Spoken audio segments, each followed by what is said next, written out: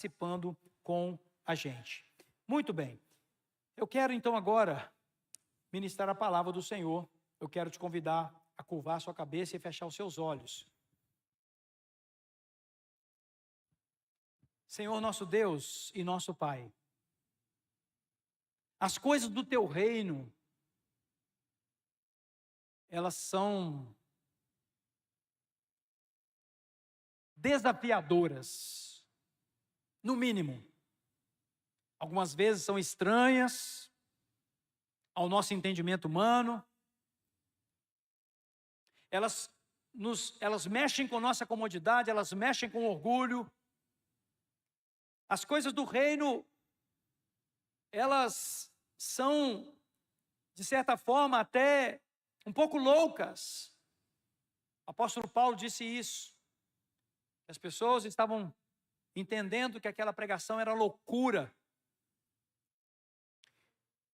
Mas, ó Deus, esse é o caminho, essa é a verdade, essa é a vida. E nessa noite, Senhor, eu quero muita capacidade aqui do Teu Espírito para falar o que vou falar. E eu espero, ó Pai, que essa mensagem do Senhor impacte a sua igreja, o Teu rebanho. O rebanho que veio nessa noite, o rebanho que está online, os que vão assistir em outros momentos, os que vão estudar isso nas células. Eu oro a Deus para que haja nessa noite uma manifestação poderosa do Espírito que revela o que está no mais profundo do teu coração, Pai. Que o teu Espírito se manifeste em nosso meio. Eu te convido, assentado como está, a erguer a sua mão direita e fazer uma oração, mas deixa sair do fundo do seu coração, por favor, nessa noite. Ore assim: Senhor Deus, a tua palavra revela quem tu és. Nós precisamos ter essa revelação dentro de nós, te conhecer, entender. Ajuda-me nesta noite a entender o Evangelho na sua plenitude. Em nome de Jesus. Amém. Olhe para mim aqui, antes de começar a pregar, eu preciso fazer uma ressalva. O que eu vou pregar aqui agora, na verdade eu tinha que estar aí no lugar que você está. Nessa cadeira aí. Talvez eu vá pregar agora uma das mensagens mais difíceis de ser pregada por qualquer pregador. Eu até acho que é. De manhã hoje eu estava meditando e eu ajoelhei lá no meu quarto de oração.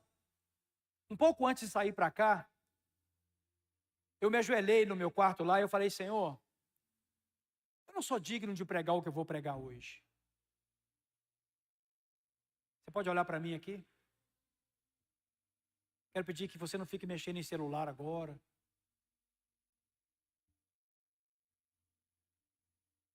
Eu me senti muito indigno de pregar o que eu vou pregar aqui agora. Vou explicar por quê. Durante a mensagem você vai entender. Não é porque eu estou em pecado, isso não é isso. Não é por isso. Ao contrário. Mas eu me senti muito indigno diante do que eu vou ministrar aqui agora. Muito indigno. Só que eu me senti indigno. Mas eu e você vai entender onde eu vou chegar, tá? Eu e você não temos culpa de viver no Brasil. Nós não temos culpa de Deus ter nos feito nascer aqui. Mas o que eu vou pregar aqui nessa noite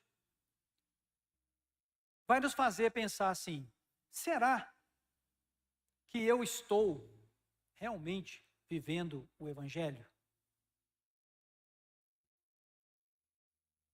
Porque se eu não viver o Evangelho na sua plenitude, eu não estou no caminho certo. Se eu não estou no caminho certo, eu posso estar frequentando uma igreja, eu posso ser um igrejado, estou em igreja, mas não estou no caminho. Portanto, tanto eu fiz hoje pela manhã uma profunda revisão, como nessa noite eu creio que o Espírito de Deus vai conduzir cada um aqui para a sua própria revisão. Mas eu estou dizendo que eu devia estar aí nesse lugar, porque eu não sou digno também de pregar o que eu vou pregar agora, por causa da limitação que todos nós temos para chegar nesse ponto do que eu vou pregar aqui agora. Então eu fiz esse preparo aqui, porque quando eu estiver pregando, eu não queria que ninguém interpretasse que o que eu vou estar falando é algo assim que eu estou acima de todo mundo aqui. Absolutamente não. Eu já estou deixando combinado. Eu estou no mesmo lugar que você está. O desafio que eu enfrento é o mesmo, no tocante ao tema que eu vou abordar aqui nessa noite. Como vocês sabem, nós estamos estudando, né? E meditando e recebendo palavra aqui sobre o Evangelho e a lei. E a gente está entendendo que a graça de Deus está manifestada desde o Velho Testamento até o Apocalipse. A graça de Deus é uma só, ela não mudou. A própria lei é uma expressão da graça de Deus para nós, porque a lei mostra o nosso pecado. Portanto, é uma bênção ter a lei. Não matarás, não adulterarás, e outras leis, até as leis cerimoniais, como por exemplo o banho que tinha que ser tomado para se entrar no santuário. Era um ritual? Era, mas é simbólico para nós, que nós precisamos tomar um banho para entrarmos no Santo dos Santos. Então, o Evangelho e a lei são no fundo a mesma coisa, com contextos diferentes. E nós estamos aprendendo isso. Eu quero fazer uma recapitulação muito rápida aqui. Primeiro, a boa nova, que é o Evangelho, é que Cristo morreu pelos nossos pecados, ressuscitou, foi levado aos céus, está preparando lugar para os que creem, voltará e buscará a todos para viverem no novo céu e na nova terra. Isso tem que mexer com a gente, isso tem que mexer com a nossa estrutura. O Evangelho revela isso. Cristo morreu pelos nossos pecados, mas ressuscitou, foi levado aos céus, está preparando lugar para nós, para os que creem, e voltará para buscar a gente para viver no novo céu e na nova terra. Outra coisa, o Evangelho é a boa notícia que se encontra em toda a Escritura. Em terceiro lugar, o propósito principal do Evangelho. Aqui eu já começo a mexer no ponto que eu vou abordar. Não tão profundamente, mas aqui já tem um ponto, preste atenção. O propósito principal do Evangelho é a salvação da alma. Não é uma mera solução dos problemas temporários. E aqui está o primeiro pecado que se encontra com muita facilidade na igreja cristã brasileira, especialmente no meio evangélico, aonde a pregação do Evangelho muitas vezes é focada nas necessidades básicas. Eu não estou dizendo que o Evangelho não é para suprimento das nossas necessidades,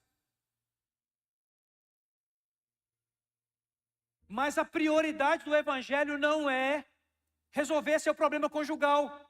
A prioridade do Evangelho não é resolver o problema financeiro de ninguém, não é nem curar, porque se fosse assim todo mundo seria curado. Veio para a igreja, disse que aceitou Jesus, sou curado. É verdade isso? Não é. Quantas pessoas morrem de câncer dentro da igreja, como membros da igreja? Líderes morrem de câncer. Crentes morrem de acidente. Crentes morrem até de bala perdida. Pode acontecer. Então tem uma coisa errada na mentalidade evangélica, que é a mentalidade de me dar minha bênção. E muitas igrejas até exploram isso. Exploram isso. E levam as pessoas até a fazer barganhas com Deus. Desde quando um jejum de 40 dias vai mudar Deus? Não muda. O jejum muda você. Desde quando uma oferta financeira convencerá Deus de fazer alguma coisa? Desde quando? Nunca. Nunca. Muitas vezes você poderá ser um grande ofertante, mas em um momento da sua vida, Deus vai te parar e vai tirar o que você tem para te fazer chegar no seu lugar.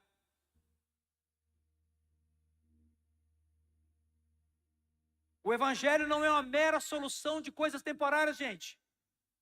Isso decepciona as pessoas muitas vezes.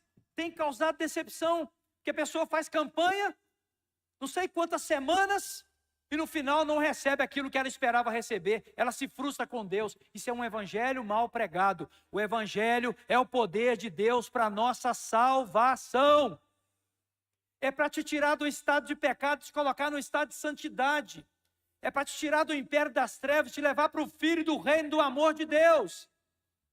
O evangelho é para nos colocar no céu.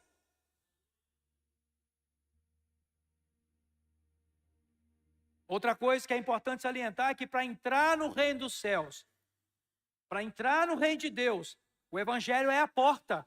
Jesus disse: eu sou a porta. Quem entrar por mim, ele disse, entrará e encontrará pastagem. Ele fala também que ele é o caminho, a verdade e a vida, em João 14,6. O evangelho, que é o próprio Cristo, Cristo é o evangelho. Cristo é a boa nova. Cristo é o caminho, Cristo é a porta.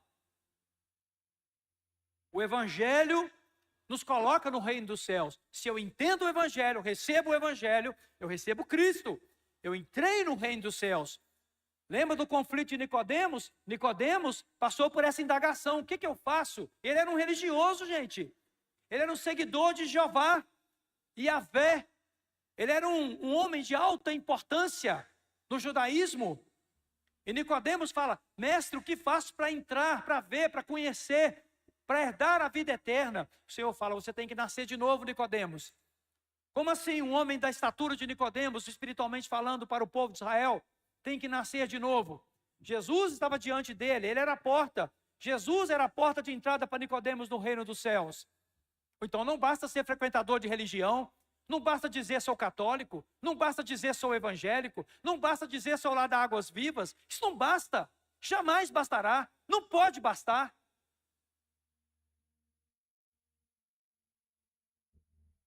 Último ponto que eu quero lembrar aqui, que o evangelho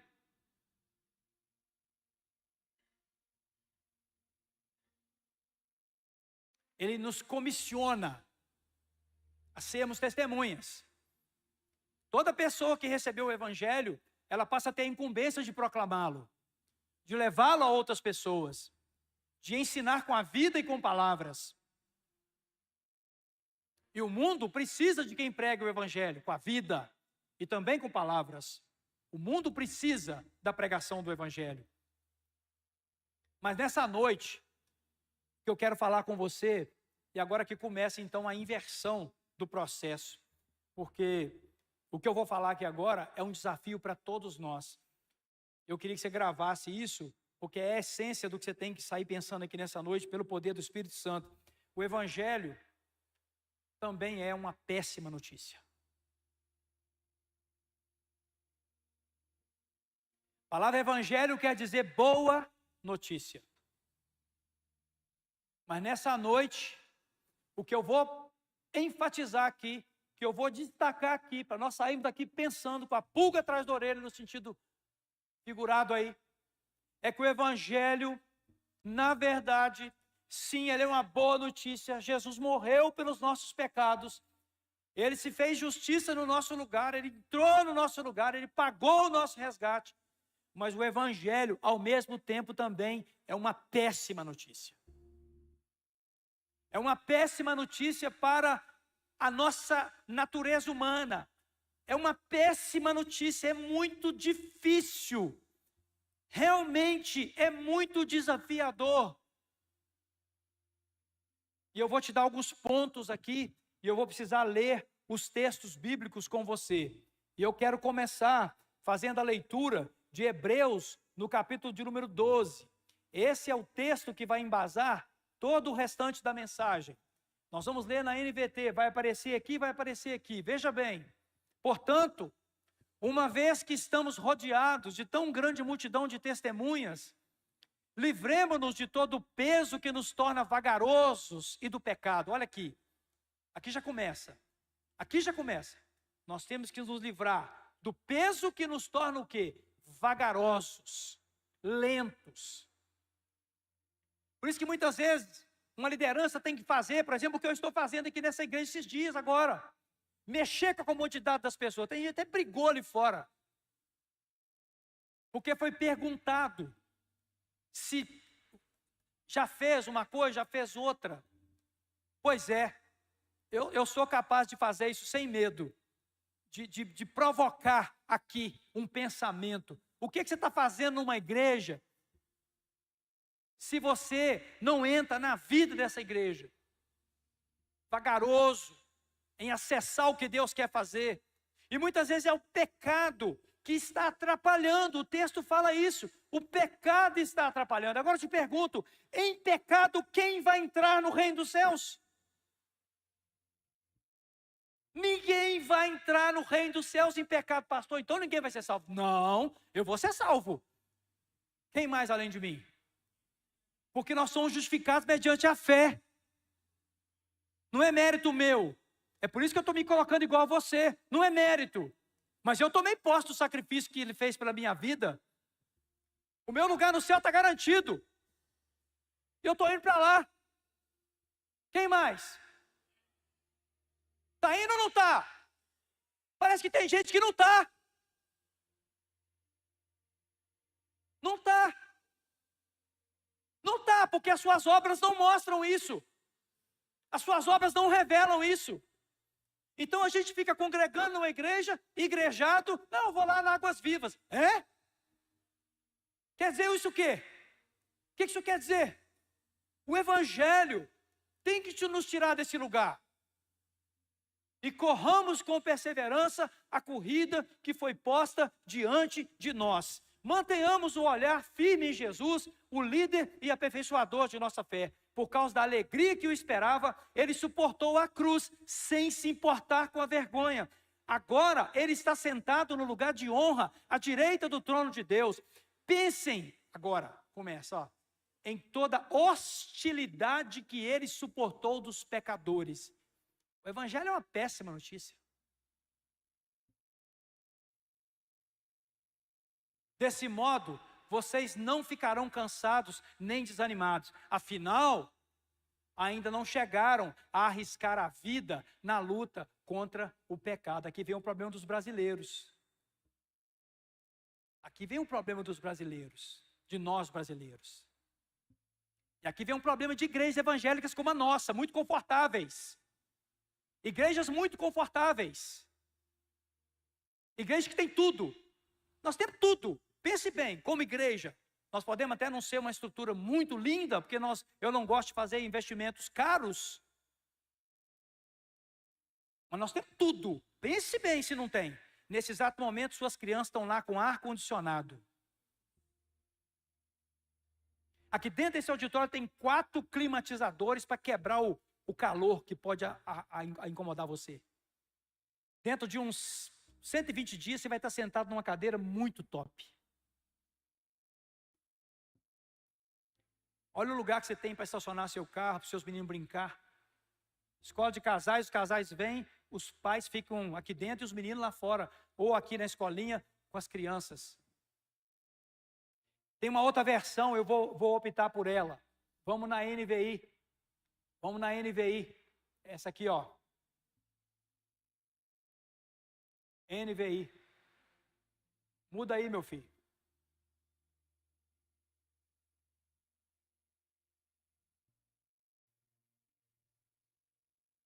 Olha aí, versículo 4. Na luta contra o pecado, vocês ainda não resistiram a ponto de derramar o próprio sangue. Aqui eu comecei a pensar assim, meu Deus, como é que eu posso pregar essa mensagem hoje à noite? E o Senhor falou assim, vai lá e prega, mas antes de pregar você fala com os irmãos assim, você está tão sujeito a não ter feito aquilo quanto eles. O texto ali está dizendo assim, ninguém aqui sangrou por causa do Evangelho. É isso que o texto está dizendo. Nem eu, nem você. Nenhum de nós. Gente, eu vou acabar esse culto aqui agora. Preste atenção. Nós vamos orar pelos irmãos aqui. vou para casa, eu vou para um lugar confortável, eu vou dormir tranquilo, em paz. Amanhã eu vou levantar, vou vir para a minha rotina de trabalho aqui, vou cuidar das coisas, não me falta nada. Nada. E a maioria de vocês aqui vai fazer a mesma coisa, não falta nada para vocês. Talvez um ou outro aqui está numa crise mais braba aí, até porque às vezes no passado não controlou bem suas próprias coisas. Aí hoje está padecendo aí.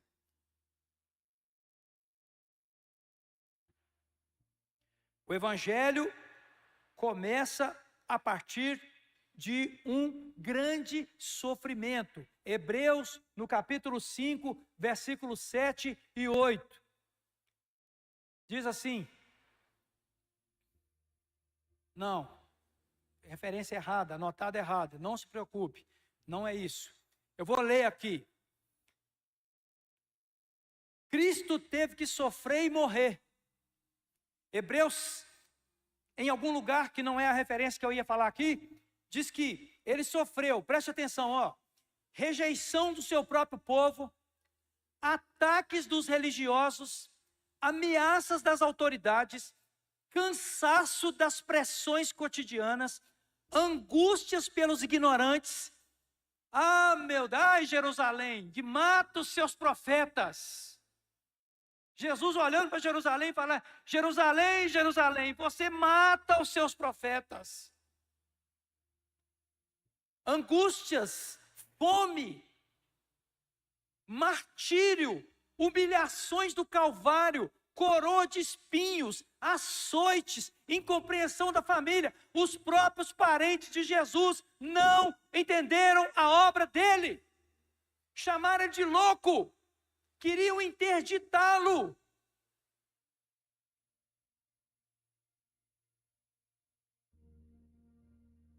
Ele sofreu o abandono do próprio Pai. Lá na cruz ele disse, Deus meu, por que me desamparaste? E por fim ele passou 2 dias morto.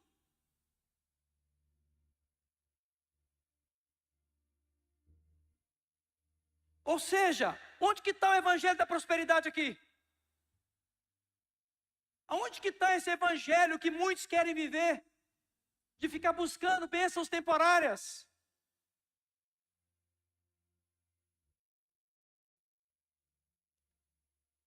Jesus disse que quem não estivesse disposto a morrer, não estaria apto a segui-lo.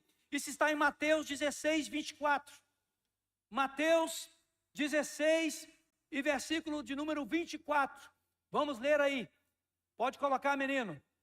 16 e versículo de número 24. Então Jesus disse aos seus discípulos, o evangelho não é boa notícia não. Do ponto de vista que eu estou pregando aqui agora, é uma péssima notícia. Olha aqui, se alguém quiser vir após mim, negue-se a si mesmo, tome a sua cruz e siga. Olha o resto. Pois quem quiser salvar a sua vida vai perder, mas quem perder a própria vida por minha causa a encontrará. Em outro lugar, Jesus fala assim, quem não tiver disposto a morrer, Pedro entrou na frente de Jesus, vai dizer, não, você não vai morrer, não vou deixar. Jesus virou para ele e falou assim, arreda de mim, Satanás. Para trás de mim, Satanás. E um pouquinho mais adiante, ele completa o discurso falando, olha, quem não estiver disposto a morrer, não pode me seguir. Não pode me seguir. Inclusive, aqui tem uma pergunta.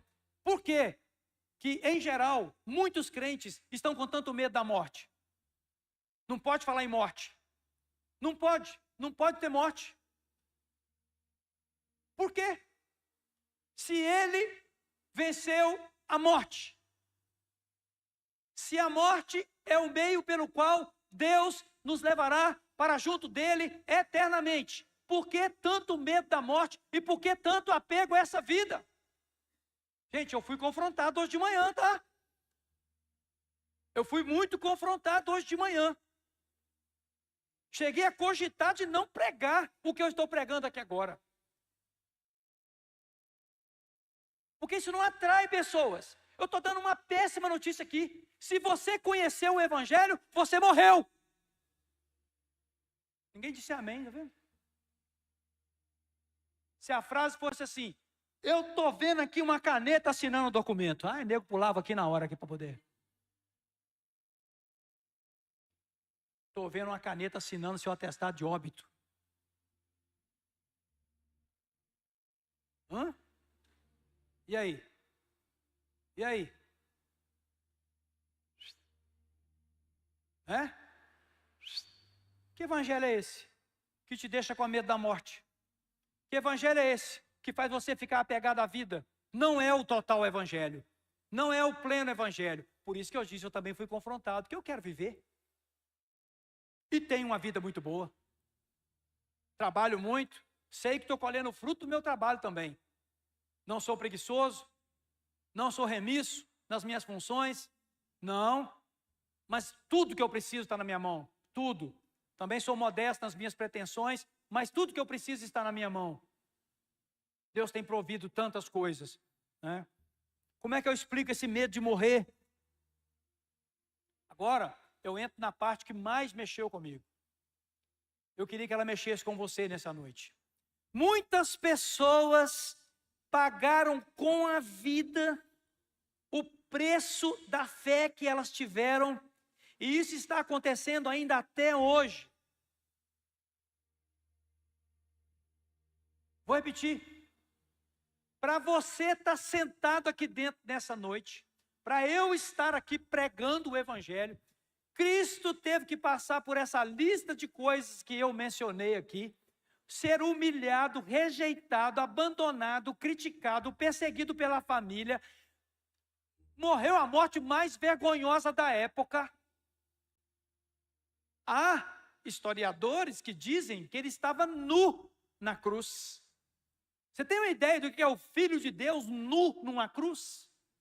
Essas imagens que se vê em quadros desse Cristo com um manto branco enrolado na região genital, diz que não tem nada a ver com o que acontecia. As roupas eram retiradas para expor a vergonha.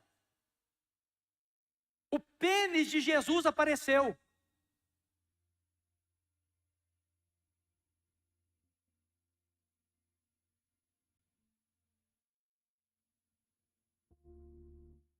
E depois dele, muitas pessoas pagaram com a própria vida. Em Hebreus, no capítulo 11, nós temos a galeria da fé. E nós vamos ler a partir do versículo de número 32. Olha o que está escrito. Que mais direi? Aqui eu comecei a ficar mais acelerado assim no meu íntimo, na minha meditação. Não tenho tempo para falar de Gideão, Baraque, Sansão, Jefté, Davi, Samuel e os profetas, os quais pela fé conquistaram reinos, praticaram a justiça, alcançaram o cumprimento de promessas, fecharam a boca de leões, apagaram o poder do fogo e escaparam do fio da espada. Da fraqueza tiraram força, tornaram-se poderosos na batalha e puseram em fuga exércitos estrangeiros. Houve mulheres que pela ressurreição tiveram de volta seus mortos. Uns foram torturados, aí começou a apertar o negócio. E recusaram-se a ser libertos, para alcançar uma ressurreição superior. Outros enfrentaram zombaria e açoites. Está falando de homens posteriores e homens anteriores a Cristo. Jeremias foi cerrado ao meio, ou Isaías, fale a memória agora. Ezequiel foi morto de maneira extremamente dolorosa. O profeta Ezequiel, e ele foi morto pelos religiosos. Acorrentados, colocados em prisão, apedrejados. Estevão morreu apedrejado, cerrados ao meio, postos à prova, mortos à espada. Tiago foi morto a fio de espada. Tiago, líder da igreja. Os romanos foram até ele e passaram a espada. Uns dizem que deve ter sido na cabeça, outros dizem que abria pelo meio, para as tripas poderem cair.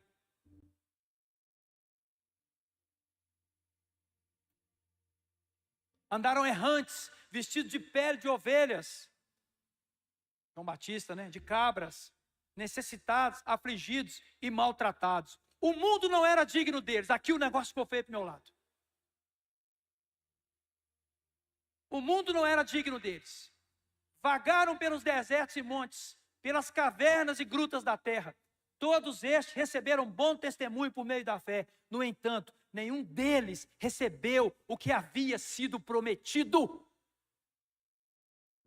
Nenhum deles recebeu o que havia sido prometido. Se Deus parar de nos dar as coisas que Ele está nos dando, nós vamos ficar com Ele.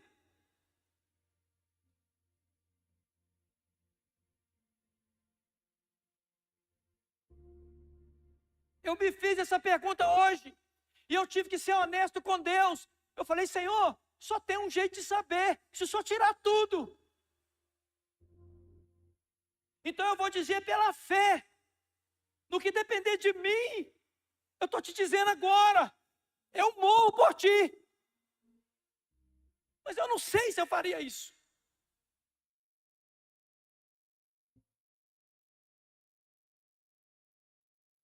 Também não estou pedindo que Deus faça isso comigo. E nem estou pedindo que Deus faça isso com você. Porque eu entrei nessa crise, nessa mensagem hoje de manhã. Mas o Senhor me deu uma saída. E eu vou te dar uma saída nessa noite. Vocês estão todos espremidos nessas cadeiras aí. E é para isso mesmo que o Espírito Santo está aqui falando conosco nessa noite. Nós temos tido muitas vezes uma fezinha muito medíocre, gente. Muito medíocre. Eu estava estudando, estou lendo um livro, e não é por causa do livro que eu quis pregar. Eu estou lendo esse livro muito recente, sobre os mártires. Ele foi escrito no ano de 1500 e pouco. É um livro muito importante no meio cristão, sobre os mártires da fé. Eu estava pesquisando, e eu quero te falar como é que os apóstolos morreram. Tiago morreu decapitado. Uns dizem que pode ter sido espada pelo meio da cintura. Tomé morreu flechado. André crucificado em X. Pedro crucificado de cabeça para baixo. Porque ele disse, eu não sou digno de morrer como meu Senhor. Me crucifica de cabeça para baixo. Bartolomeu esfolado vivo. Paulo foi decapitado. Filipe crucificado. Timóteo foi esfolado e depois foi apedrejado. Amarraram ele, puxaram, esfolaram pelas ruas de uma cidade e depois apedrejaram Timóteo. Timóteo é o homem que escreveu a carta que faz com que eu seja um pastor.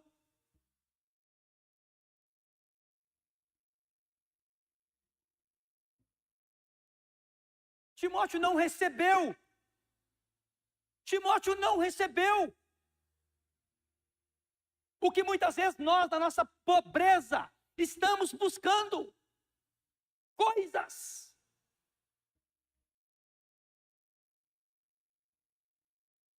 Segundo a missão Portas Abertas, uma missão contemporânea, citada numa pesquisa chamada Lista Mundial de Perseguição, 13 cristãos são mortos em média todos os dias no mundo por causa da sua fé. Países como Nigéria, Congo, Uganda, Coreia do Norte, Irã, Índia, Líbia, Afeganistão, fuzilam, enforcam, matam por apedrejamento pessoas que professam fé em Jesus.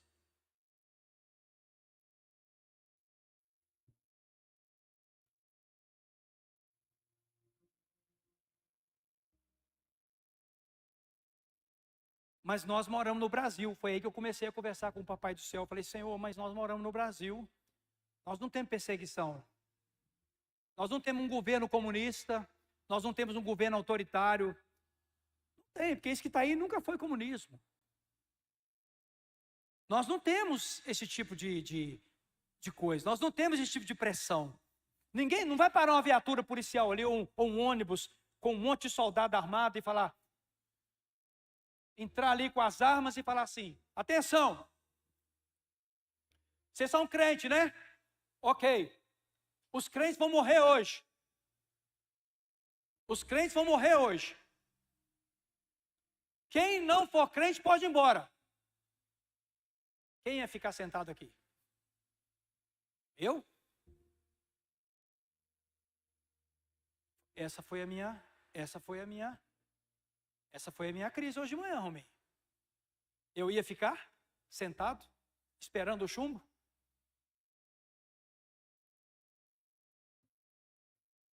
Você? Qual de nós? Ninguém pode julgar ninguém aqui, cada um dá conta de si, mas nessa noite nós estamos refletindo. O Evangelho tem que se manifestar de maneira plena na nossa vida. Alguns aqui, desculpa, estão brincando com o Evangelho, alguns.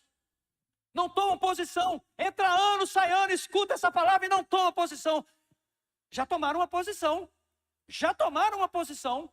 Qual posição? Eu não quero o Evangelho. Eu não quero o poder de Deus na minha vida. Eu não quero ir para o céu. Eu vou continuar sentado no banco de igreja escutando isso. Eu vou continuar tendo as condutas que tenho. Eu não posso sair dos negócios ilegais. Eu não posso sair do namoro imoral, da prostituição. Quem está fazendo sexo e não é casado está em prostituição.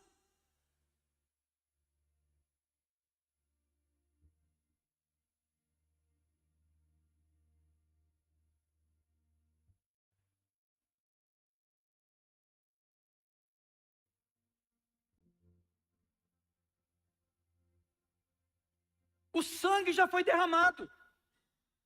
Jesus derramou o sangue. Homens e mulheres derramaram sangue. Eu estou pregando aqui hoje por causa do sangue de Timóteo. O sangue de Paulo. Será que eu sou capaz de dar meu sangue?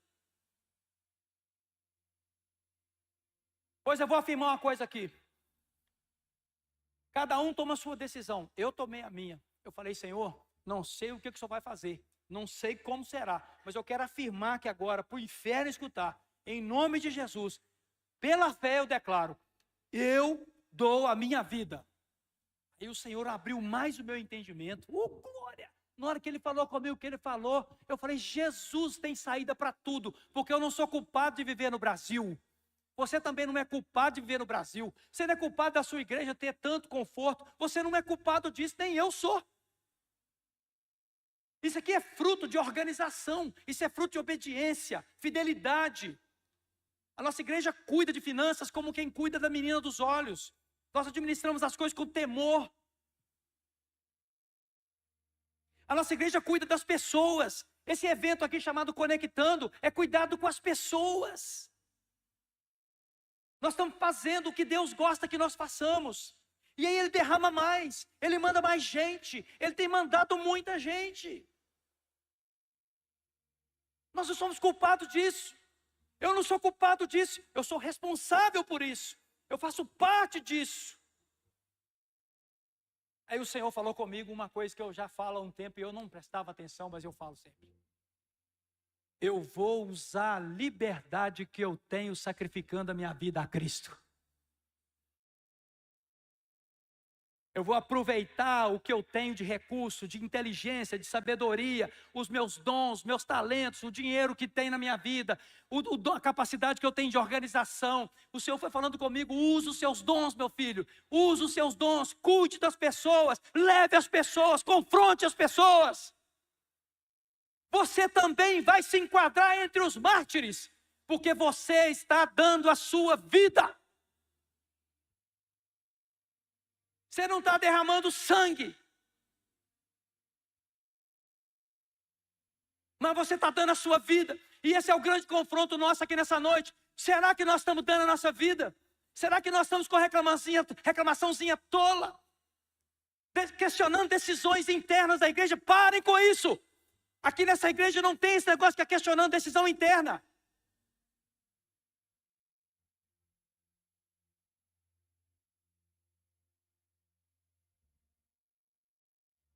Achando ruim de ter reunião, achando ruim de ter célula, porque tem feriado.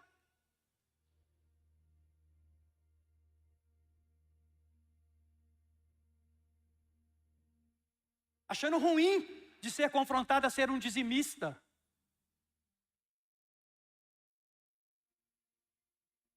Não entendeu o Evangelho. Não entendeu o Evangelho. O sangue foi derramado por mim e por você. Sangue! Sangue, gente, sangue. O sangue de Paulo saiu todo. O pescoço, quando é cortado, tem os principais canudos aqui de abastecimento. Foi cortado o sangue, foi todo derramado, porque a pessoa era colocada nessa posição aqui, ó. Tem irmãos aqui na Líbia, no Congo, na Nigéria, que não negam a fé. Os soldados chegam com armas e falam: nega que você vive. Não nego. Eu estava vendo agora as viúvas dos homens que foram decapitados pelo ISIS, o Estado Islâmico, ou Daesh, né? Aquelas mortes, aquelas imagens que nós vimos daqueles homens, com a cabeça erguida, gente, com a cabeça erguida, gente. Ninguém estava estribuchando, gente, e a faca passou no pescoço, gente. A gente corta um dedo, a faca passando no pescoço daqueles homens. E eu vi um vídeo das viúvas daqueles homens, falaram: os nossos maridos derramaram sangue por causa de Jesus. Nós não achamos que estamos sofrendo indevidamente.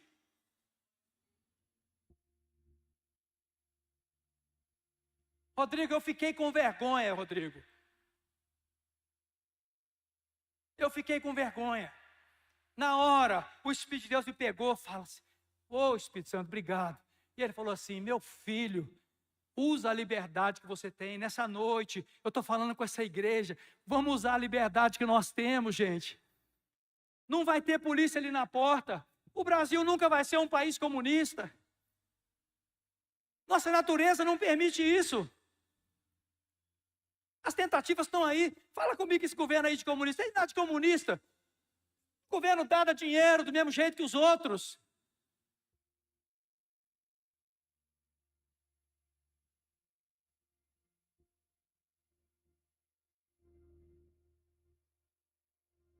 Nossa, meu Deus do céu.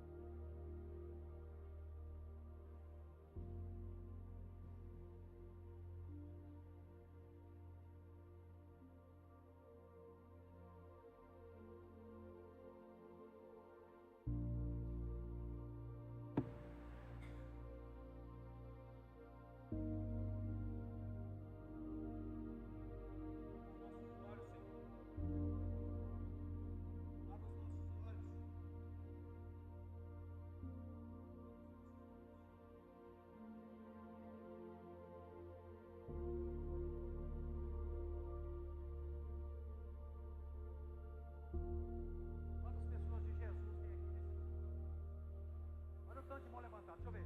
Quantas pessoas? É isso mesmo, gente? É isso mesmo, gente? É isso mesmo, pessoal? Vocês na galeria aí, é isso mesmo? É? Então usa a liberdade que você tem para servir a Deus. Para de pôr dificuldade para servir a Deus. Para de pôr dificuldade nas coisas. Para de atrapalhar o avanço da obra.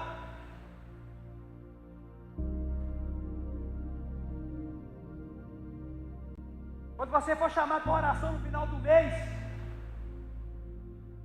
lembra do sangue de Timóteo, lembra do sangue de Paulo, lembra do sangue daqueles caras lá, do Espírito Santo dos anos que matou.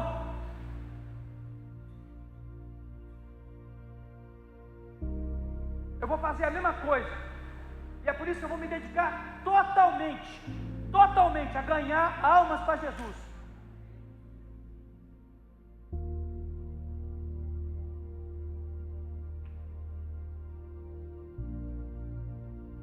Para de esquecer que segunda-feira não é domingo. Onde tudo começa de novo do mesmo jeito que era. Vem aqui, e não há mudança. Chega, gente. Chega de pecado, chega.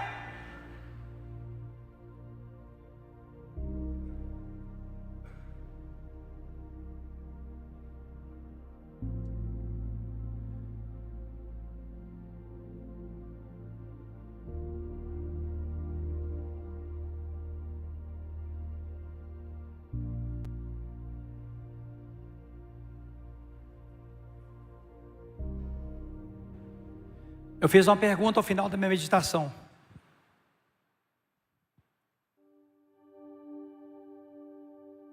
Senhor, os mártires, olhe para mim aqui, os mártires seriam melhores do que nós?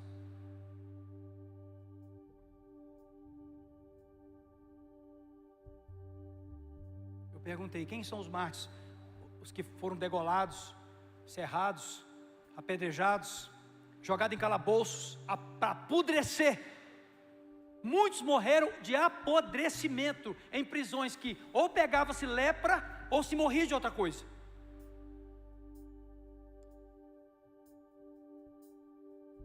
Eu fiz essa pergunta ao Espírito Santo porque eu não queria sair daquela reunião sem uma confirmação no meu coração. O Senhor falou mais uma vez comigo: filho, eu uso cada um no lugar em que eu plantei.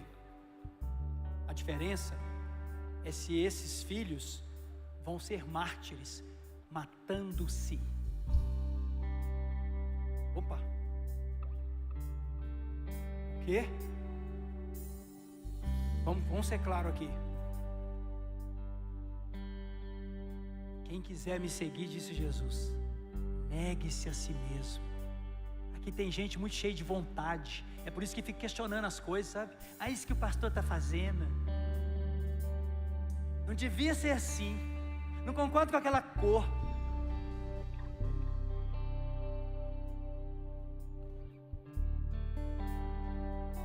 Não vamos deixar isso tomar conta aqui não, hein? Essa igreja, ela é fundamentada no sangue de Jesus. Ela é fundamentada no sangue dos mártires. E ela é fundamentada também em cima da vida daqueles que se dedicam integralmente a Cristo.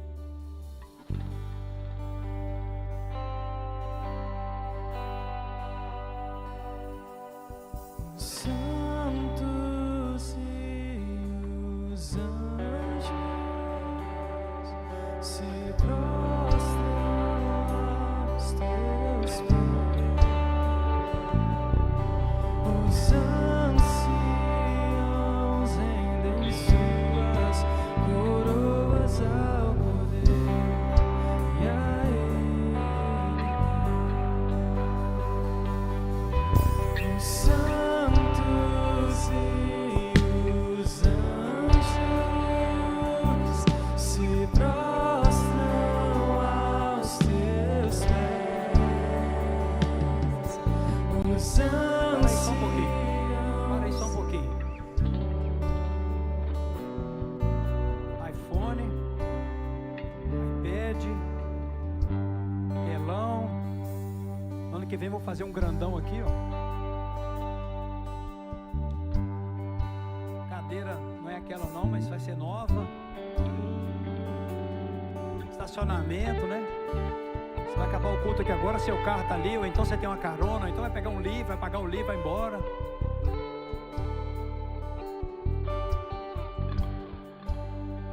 O pessoal tirou um louvor aqui que fala da dignidade do Senhor. Será que dá para a gente entender que Ele derramou o sangue dele? Será que dá, gente? Agora, se eu estou diante do Deus que derramou o sangue por mim, eu posso ficar indiferente? Posso. Eu posso escolher não querê-lo. Mas Ele te escolheu. Ele te escolheu para ouvir o que você ouviu aqui nessa noite. Eu espero que muitos ouçam essa palavra. Então, eu quero convidar o Everton para começar de novo. E nós vamos cantar lembrando do sangue que foi derramado pelos mártires.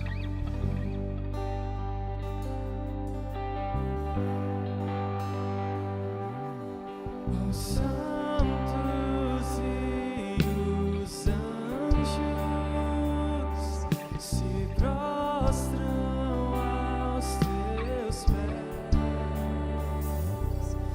Os anciãos rendem suas coroas ao Isso está acontecendo no céu agora. Isso está acontecendo no céu agora. Tu és digno de tudo. Tu és digno de tudo,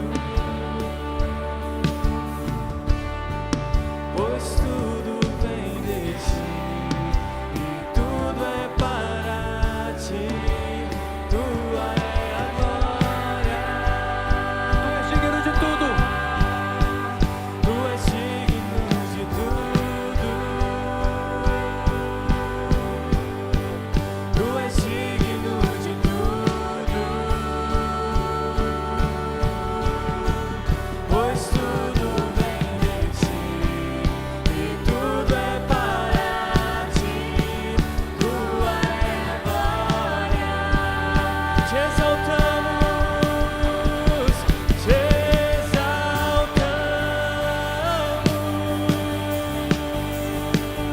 te exaltamos,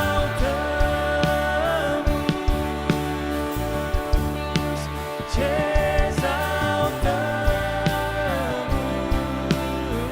exaltamos, ó Senhor, te exaltamos,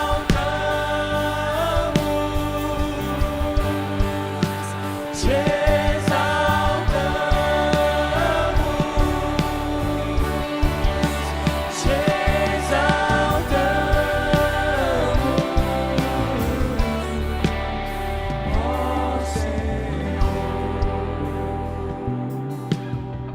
Você vai colocar sua mão direita na altura do seu coração, porque quem tem que fazer a oração final nesse culto é você. Eu fiz a minha. E eu sou igual a você. Fui confrontado por essa palavra, do mesmo jeito que você.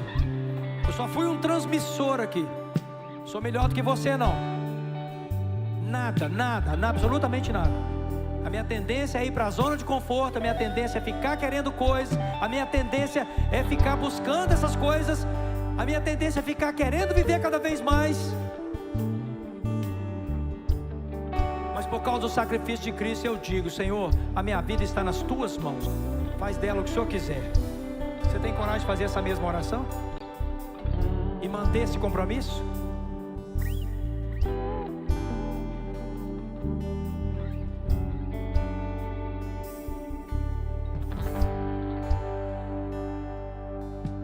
Ao único que é digno de receber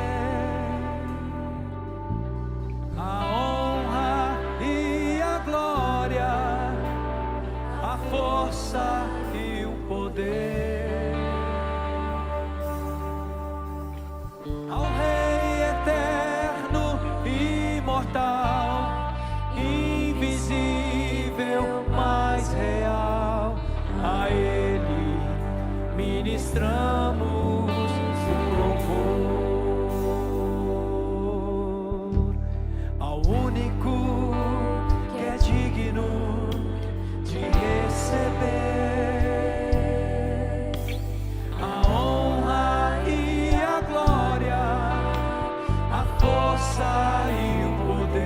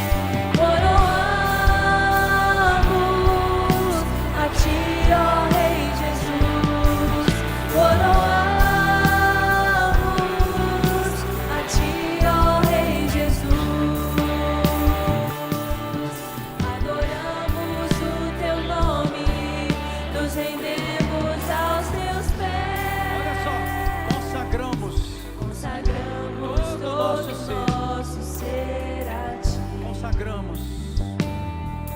Consagramos todo o nosso ser a ti. Consagramos. Consagramos todo o nosso ser a ti. Consagramos todo o nosso ser a ti. Você pode erguer as suas mãos neste momento, encerrar essa reunião, dizendo para o Senhor que você não vai ser indigno do sangue dele, que você não vai ser indigno do sangue dos mártires.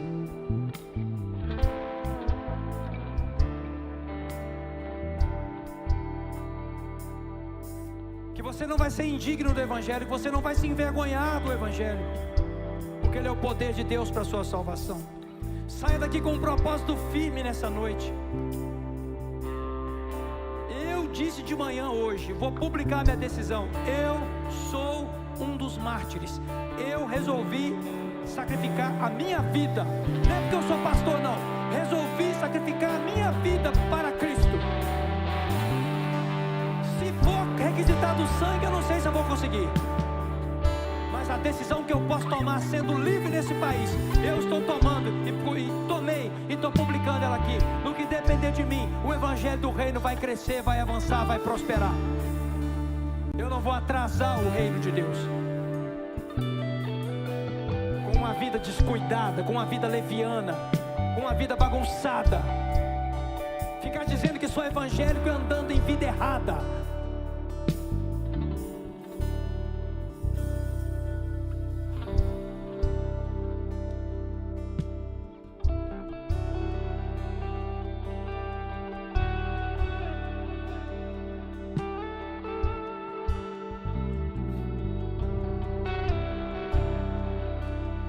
Sim, Senhor. O Espírito de Deus está agindo aqui neste lugar. Está convencendo pessoas do pecado, da justiça e do juízo. Está fazendo pessoas lembrarem de todas as coisas. É Ele que está fazendo, em mim e em você. Ele trabalhou em mim o dia todo hoje, o dia todo, confrontando a minha fé.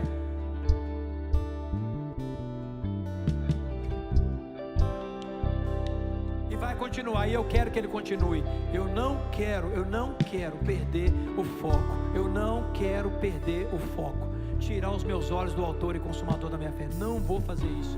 Declare isso nessa noite. Eu também não vou tirar os meus olhos do autor e consumador da minha fé. Declare isso agora. Vamos terminar esse momento dando um aplauso de louvor ao Senhor para a glória do nome de Deus.